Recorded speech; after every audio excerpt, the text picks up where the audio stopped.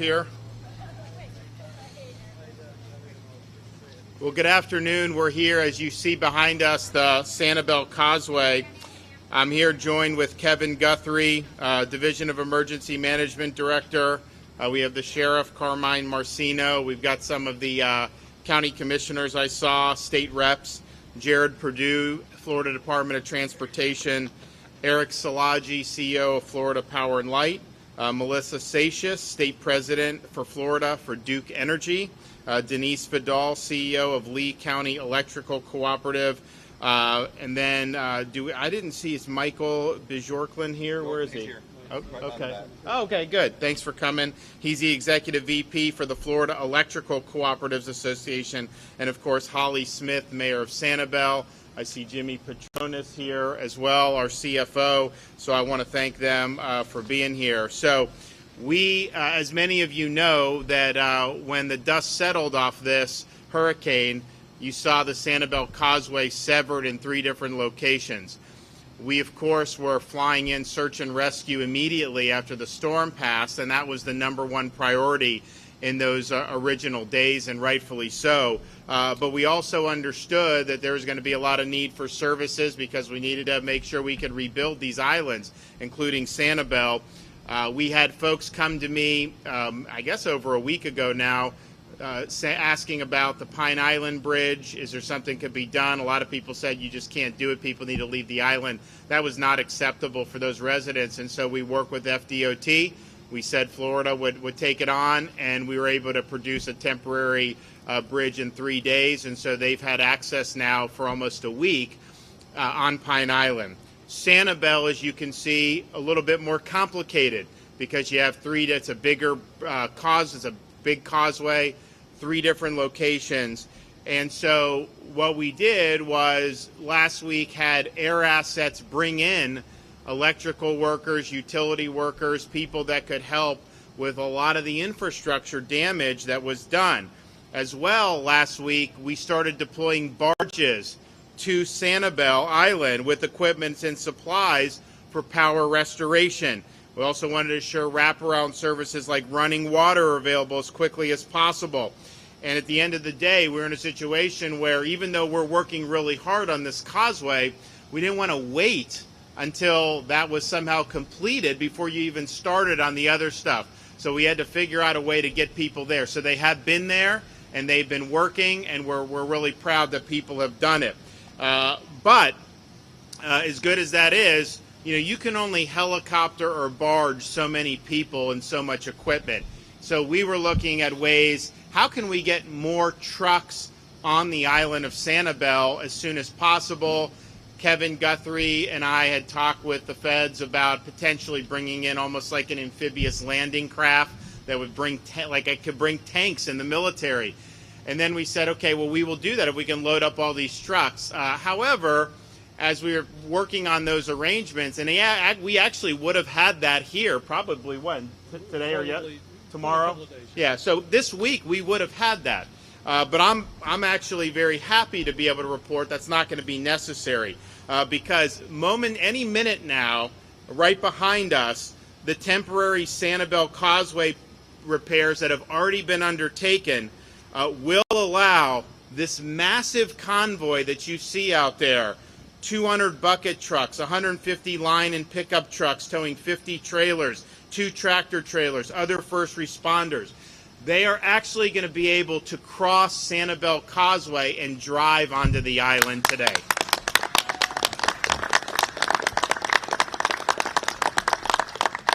And this includes Lee County Electrical Cooperative, FPL, Duke, other partners. They brought in other folks from the municipal and the co-ops that are here helping massive numbers of people. I mean, I said over a week ago, we wanted Lee County to have more linemen anywhere, and you've seen that. I mean, if you're driving in here, massive convoy.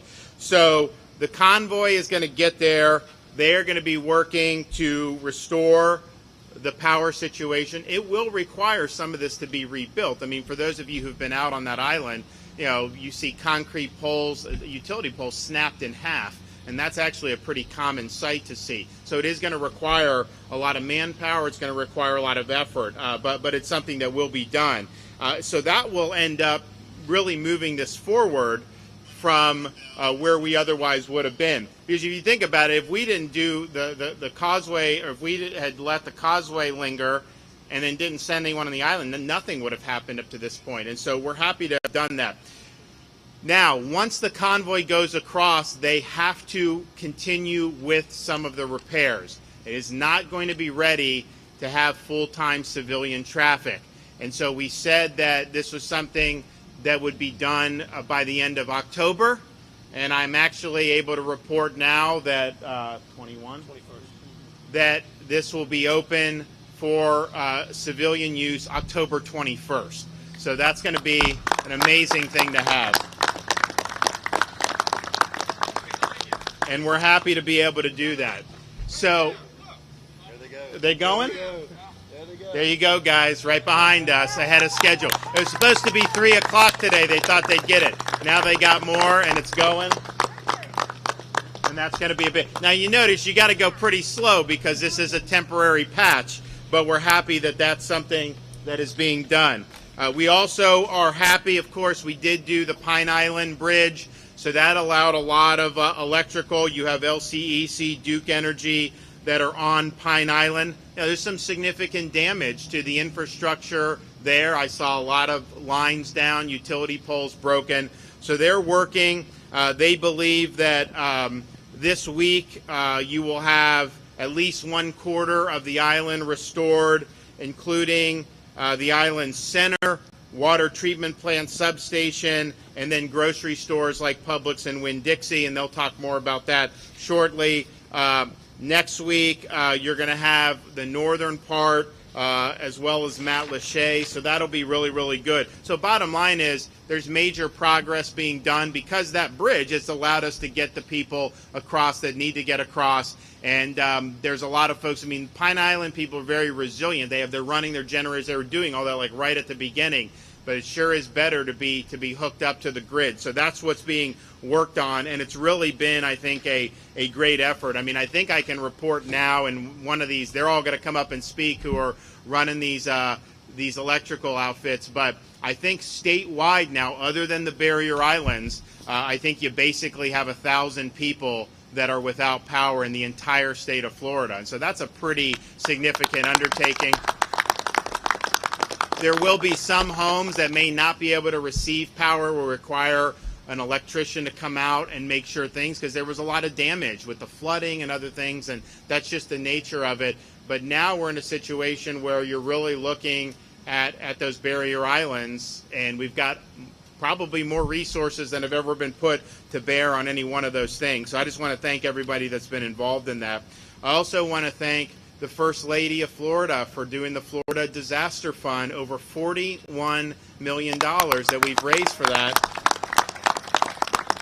And if you want to go, you can go to floridadisasterfund.org, floridadisasterfund.org, or text disaster 20222 if you want to make a contribution. And we've got more people that are going to contribute.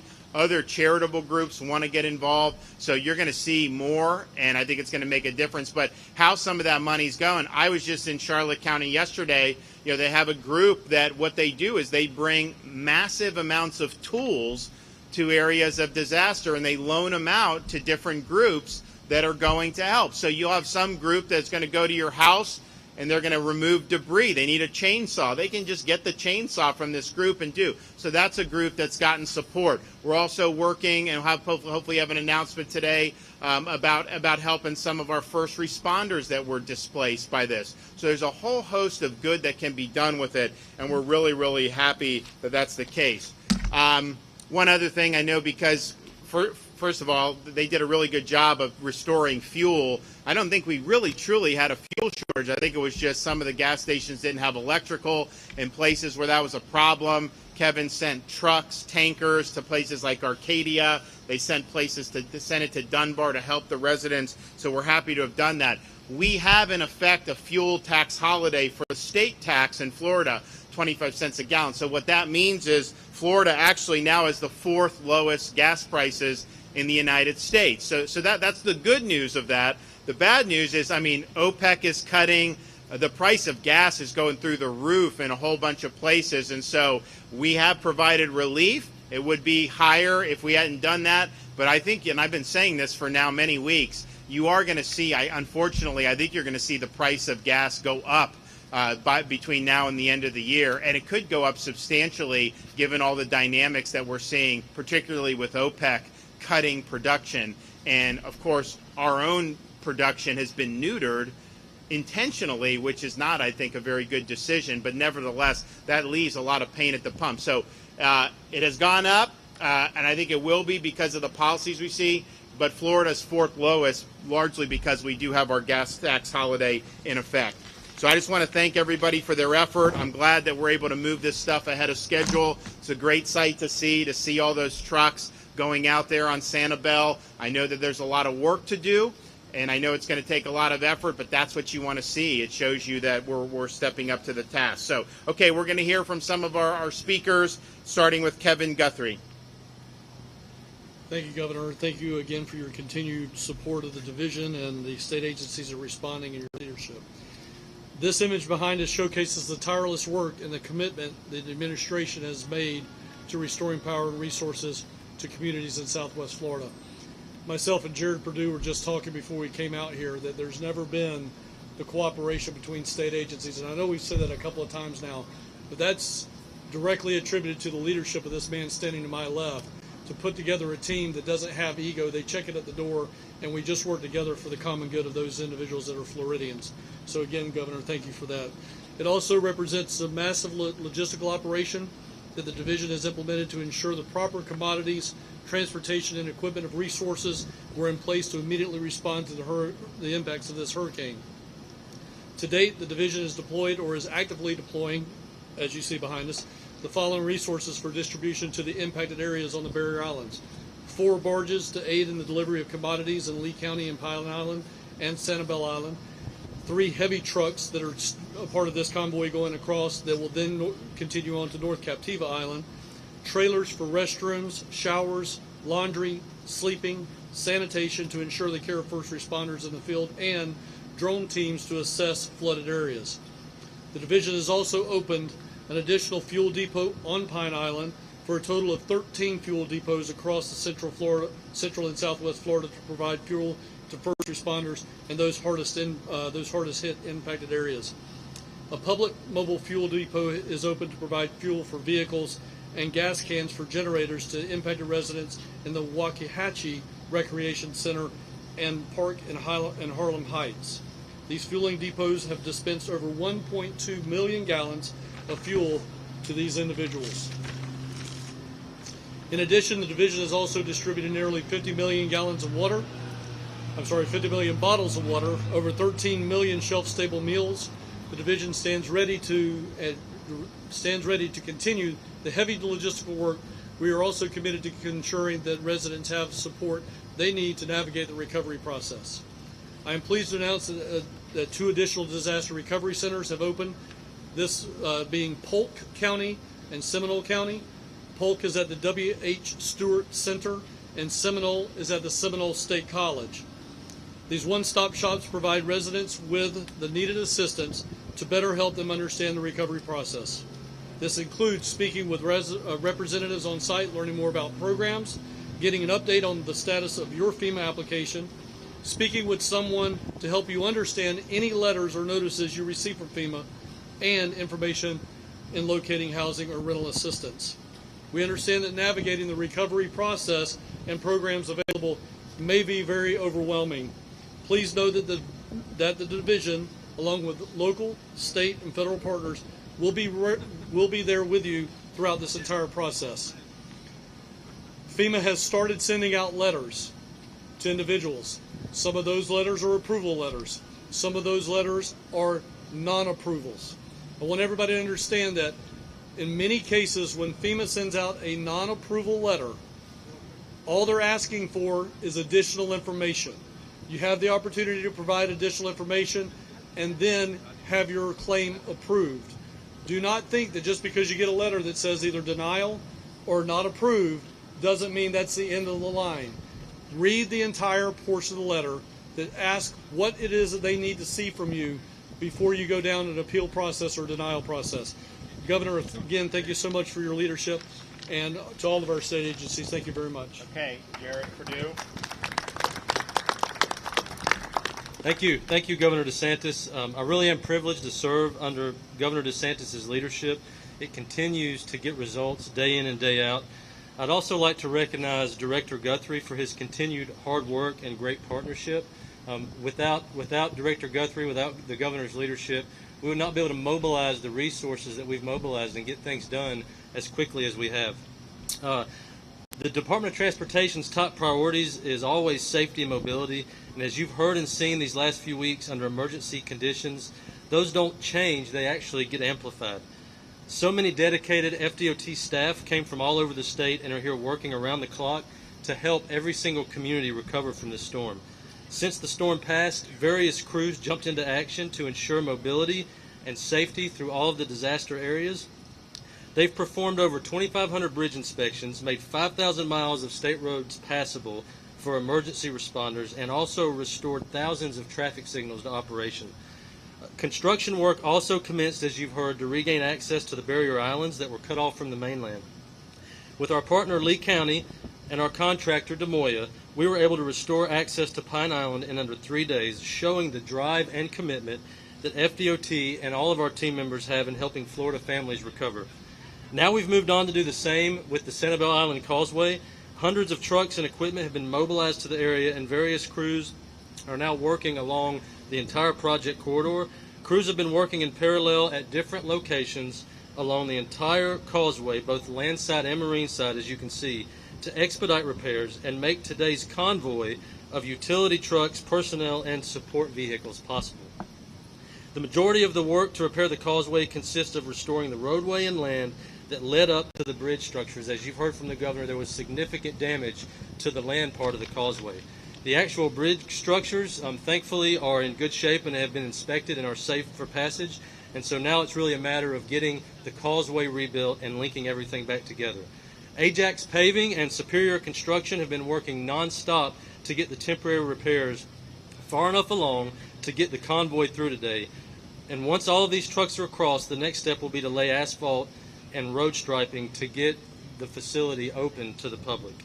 FDOT understands how desperately drivable access is needed, and the original estimate to have the Sanibel Island Causeway open was by the end of the month. As you heard from Governor DeSantis, after mobilizing the equipment and crews and the progress we've made over the last week, we're happy to report that the repairs are now going to be open to the public by October the 21st.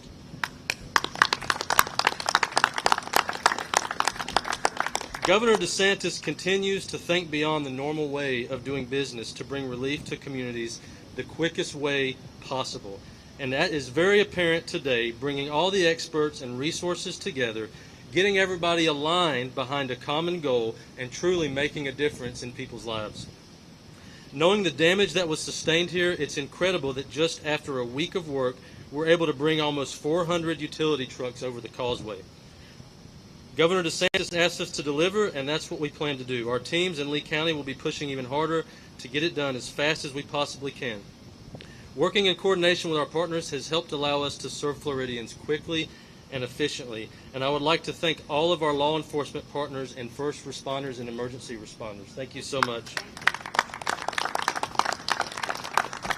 Here at FDOT, we especially have a very close partnership with our transportation partners in the Florida Highway Patrol. They've been a huge help in providing mobility and safety throughout this whole storm event. FDOT looks forward to the days ahead as we make further progress on the temporary repairs and offer this community one more step towards recovery. Thank you, Governor. Okay. All right, Eric Szilagyi, FPL. Thank you, Governor. You know, Hurricane Ian has been life-altering for so many of our fellow Floridians, particularly all of those here in Southwest Florida. And as the governor said, the road ahead is going to be difficult. For some, unfortunately, it's going to take months, if not years, to completely rebuild everything that Ian, has robbed from them in just a matter of hours. And of course, our thoughts and prayers go out to all of those who have lost loved ones during this storm. But if there's one thing that I know about Floridians, it's that we're resilient. And I can tell you that I speak every single day with Denise and leaders at Lee County Electric Cooperative to coordinate our working with them to support all that we can do, because we are all part of Team Florida. We know firsthand the challenges of restoring on islands and the creativity that it actually requires. Just yesterday, FPL completed the restoration of all of our customers on Little Gasparilla Island, which meant using barges to move trucks and equipment, and even floating some poles across Gasparilla Bay here in order to get the equipment over to them. We had to remove trees and debris and clear a landing spot for the barges, and we've had to use all-terrain vehicles in order to transport some of the equipment once on the island. The restoration, frankly, doesn't get any more difficult than that. But we remain committed to helping Sanibel Island rebuild, and we will work with Lee County Electric Cooperative and all of their teams who are working so hard to restore power to all of their customers. We continue to provide support, including a restoration workforce of more than 200, of which we just saw some roll across the bridge, over 500 power poles, lots of critical equipment that is now, thanks to the efforts of DOT and everybody to get that bridge open, flowing onto the island. Look, I know it's difficult to be without power, and so I want to say thank you for your patience and your understanding. It is a real challenge. I am happy to announce on Fort Myers Beach, now that it is safe to restore power, we have actually energized Fort Myers Beach, and last night turned on our first street lights on the southern part of the island. We're working through the day, we'll work through the night, and we'll continue to get more street lights up. Unfortunately, most of the buildings there are not able today to accept power safely, but when they are, FPL will be ready to energize them. Finally, I want to conclude by thanking Governor DeSantis for bringing everybody together during this time of need. Look, leadership in these circumstances particularly matters. And every single time I picked up the phone, which was unfortunately frequently, and called the governor and asked for help, you were there. That matters.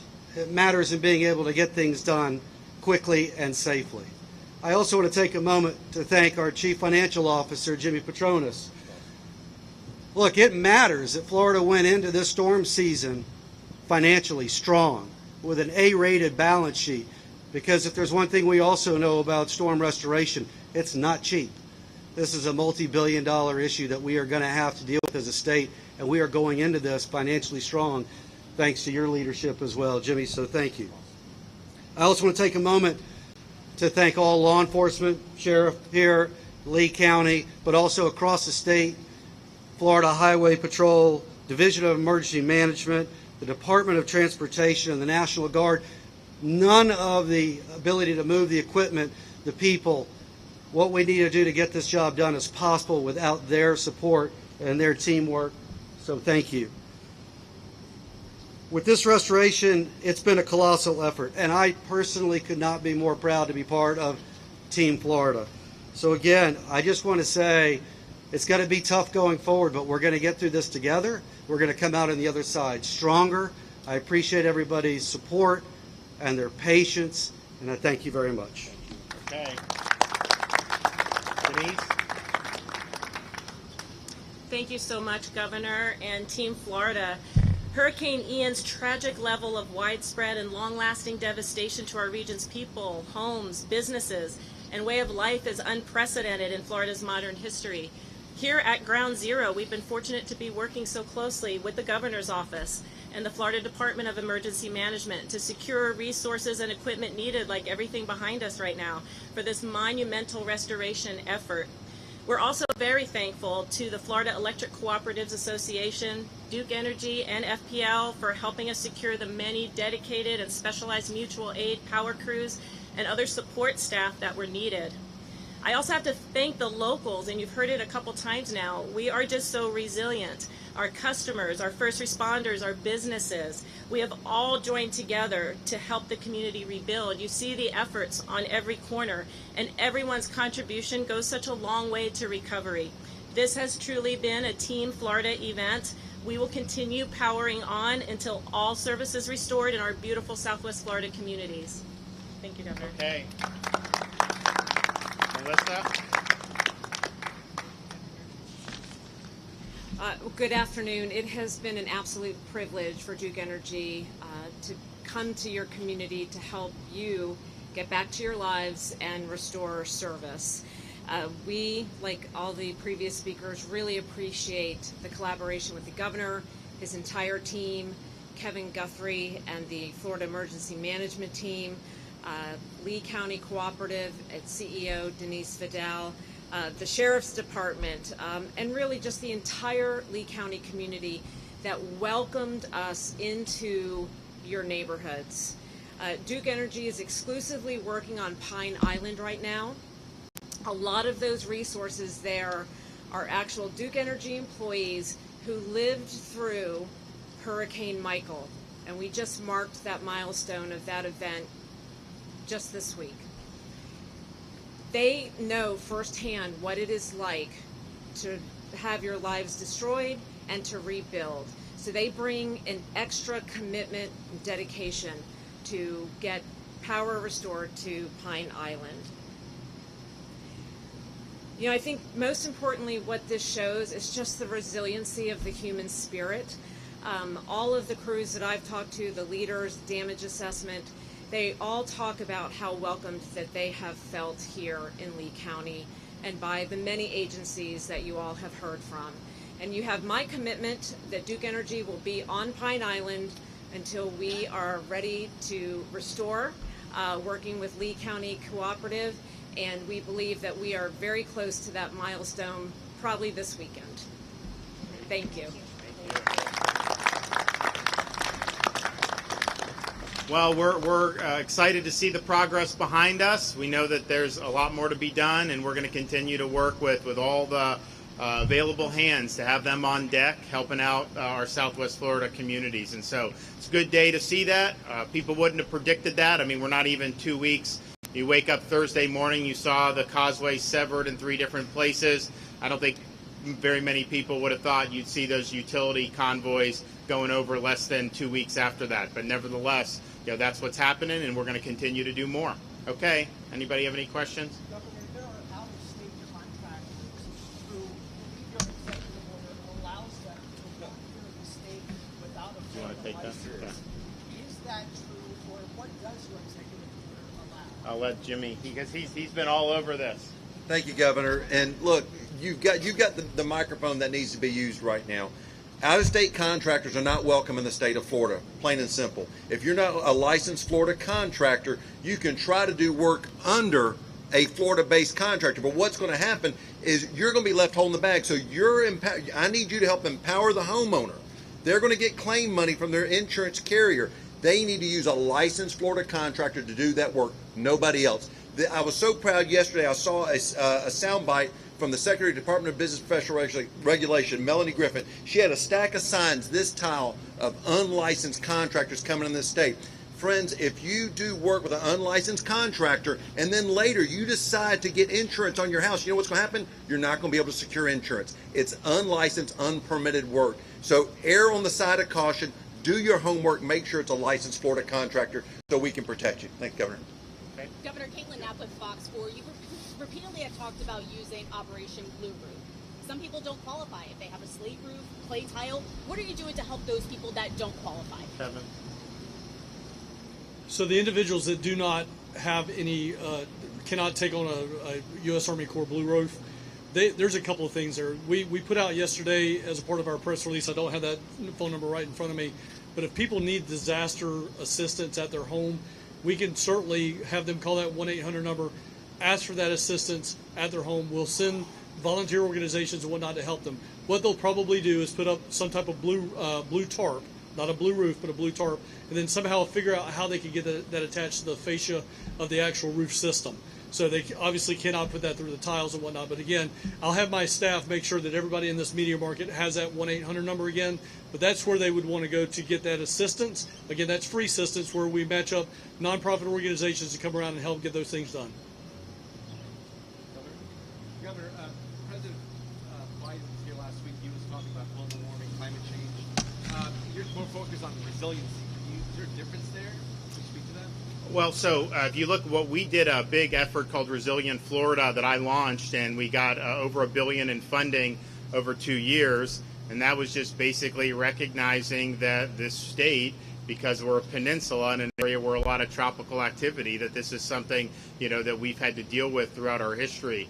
We've had stretches where we've had significant major hurricanes. 100 years ago, 80, 90 years ago, the most powerful hurricane to ever hit Florida was in the 1930s on Labor Day hurricane. The most deadly was in the 1920s, Okeechobee hurricane. So what we're trying to do is create infrastructure and protections that are going to be able to withstand extreme weather events. Actually, I think you've seen some success already. A lot of the stuff that was done on Fort Myers Beach with the electrical, there was not nearly as much destruction as there would have been 20 years ago with inferior materials. You look at some of these subdivisions here in Lee County, granted, they got flooded, which is bad, but you didn't see mass subdivisions of new construction just reduced to rubble. So I think that that's something that's really significant. I think after Hurricane Andrew, Florida updated its building codes. We've now done a lot, my term as governor, to help with some of the critical infrastructure, make that more resilient. It does matter, and it does make a difference, and I think people are seeing that in the aftermath of storm. Even some of the mobile homes. You look at some of the older mobile homes that didn't fare as well, but you look at some of the newer mobile homes, and you actually had most of these newer mobile homes. You go out here and you go east, there's a mobile home relatively new on the right. A lot of them did very, very well because there's a consciousness about understanding that the infrastructure has got to be strong. Okay, guys. Well, we look forward to this civilian traffic soon. I'm counting down the days.